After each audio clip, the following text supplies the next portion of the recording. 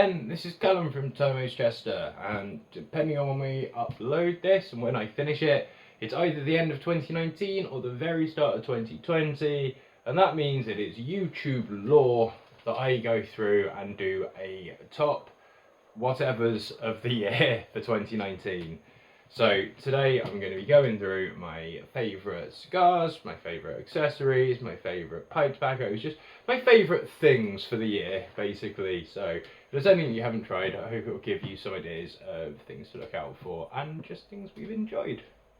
So I will go straight on to the next one now. Next is something I don't really talk about in these videos very often because there is only a limited amount I can say, and it's also one of the few things that I'd have to go outside if I wanted to actually have while I was filming, and it just wouldn't work. But that is the fact I am a roll-up smoker, cigarette smoker as well. So my favourite rolling tobacco for the year has been Pueblo Classic.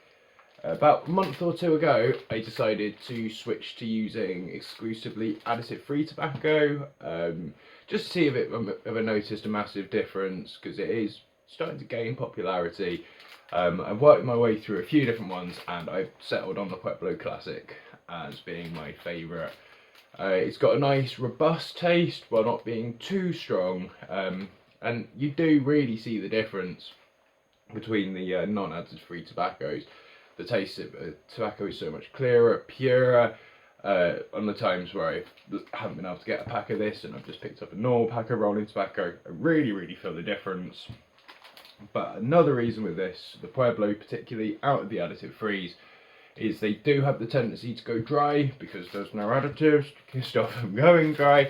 But I find the Pueblo seems just to last that little bit longer, as long as you keep the pack well sealed.